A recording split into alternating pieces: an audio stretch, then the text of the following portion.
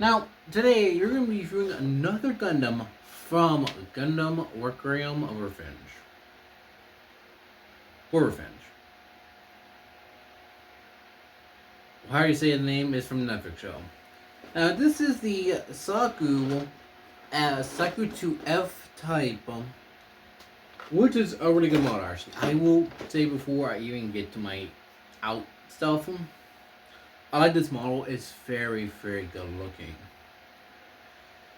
So let's take a closer look at the model kits. Now, here's the Sagu Mark II, or sorry, Saku II. I will say the piping on it is totally different compared to the original Sakus, which I will get to in a second. The figure itself, the model looks really good, especially since there's so much detail. You get the panel line within it, like literally every part of it. You get this panel line if you have time to. Even like on the arms, the legs, the back of the legs, even the feet, which is a really good thing. And the weapon is, I would say, not a heavy redesign. I'll get to accessories first. The weapons are not a heavy redesign. I will say the only thing that I will say that it's a little more different, I think, is the stock and more detailed, and it looks more the same size. And you still can, and yes, you can take off the thing still. Kind of. Sometimes putting it on it's not fun, I'm gonna be real. But I mean, you really can't take it off on Bureau here. But yet again, one thing I do like, it's very detailed looking if you're looking for something like this. They do give you extra hands, so they give you one of the hands for to hold the firing weapon, and the other hand is a open hand. So they only give you one open hand, which makes sense. But they give you two hands, so in case you want to hold the shield thing right here, well, or the He-Hawk, which is actually really big. And from what I know, you can put this thing in the back, and you can put the gun on top of it. So you do have weapon storage. It's really good because, like, if you don't want to display, and they do give you a little thing because the thing doesn't have a hole in the bottom of it. You do put this on bottom of it in case you want to put on a stand, which I think it looks really good though. And the He-Hawk, I don't know where you would put this. Let me see. Okay, you can put it on here too. Now let's look at the articulation of the figure. So double jointed arms. The hands are on ball joints. And I do like that this is not going with the original Saku style way of either doing a socket for the hand right here that goes upwards, or that. The shoulder piece does slightly move, and you do have to paint that. This shoulder piece right here likes to move. You can't move it back enough and far enough. But it does go upward, but it is on a ball joint. So there is detail under it. The head goes up that far, down that far. It is 4360, and the head is basically the regular Saku head.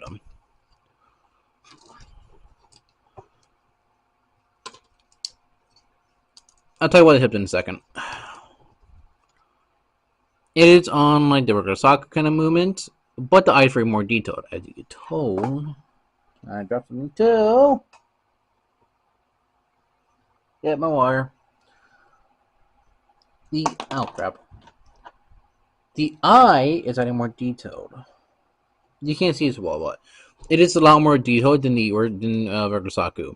So they do use sticker for it, but I will say use a marker and paint it, and then find the line for it.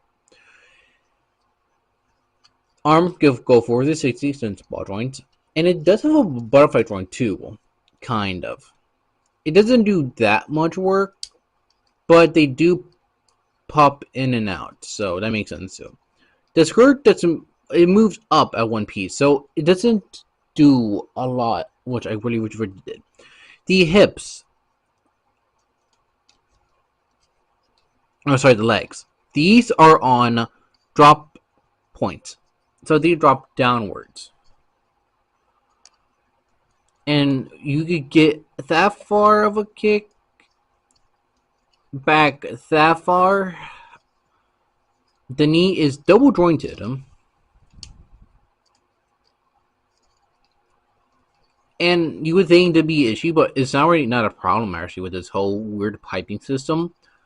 But it looks really good since these are technically made from scraps, like Osakas they had in the show.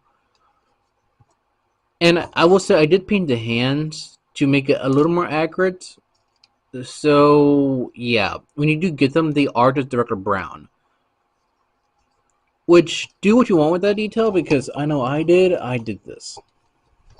Now let's do a size comparison. Since it is so a high grade, here chart zaku, which is kind of crazy. This is a heavily redesigned version of this. Well, not the same kit.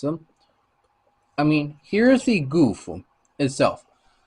It's so close to being, since the goof is a redesign ish, but it was in the original anime too.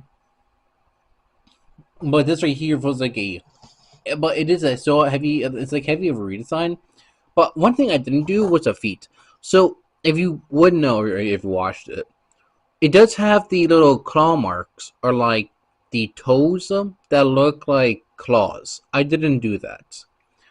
I will probably not because that's kind of annoying because like I use waterslide decals for it and I'm not gonna do that part. I will say it looks really good. Sorry. I'm tired. And you do get some ab articulation, not much though.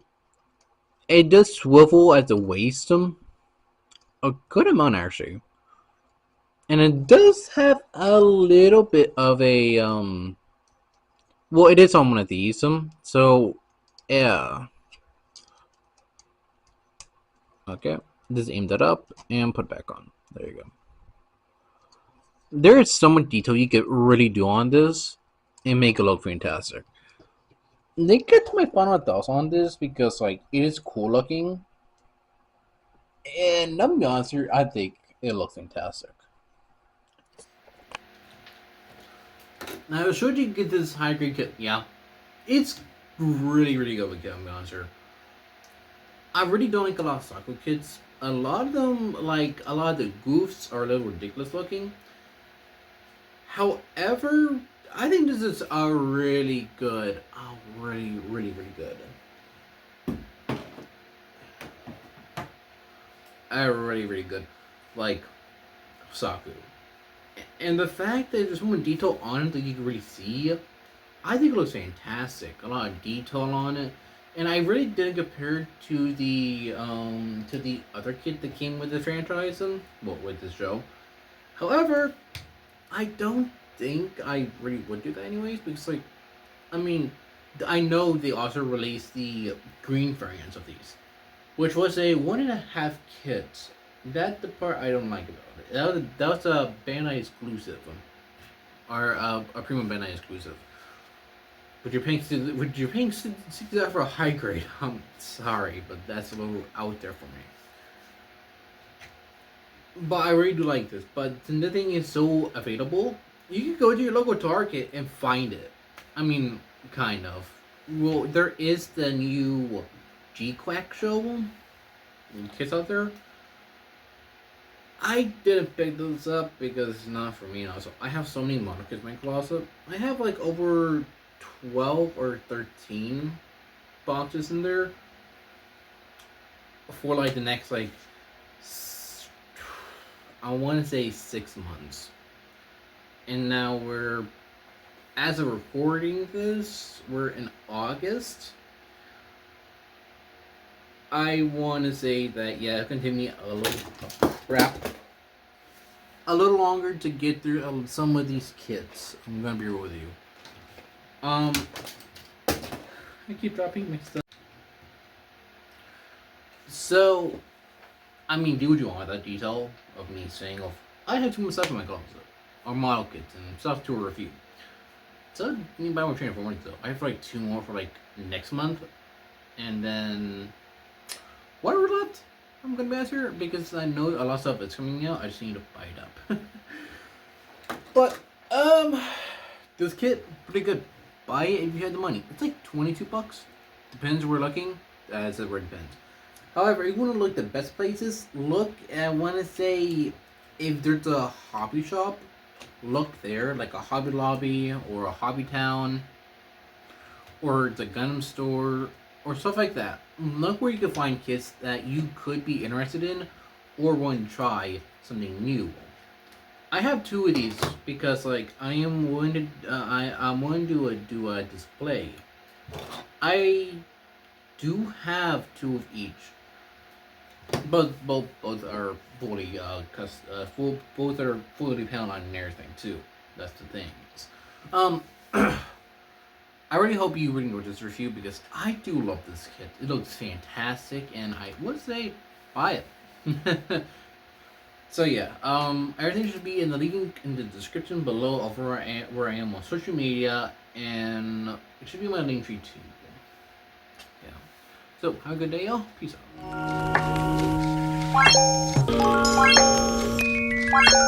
out.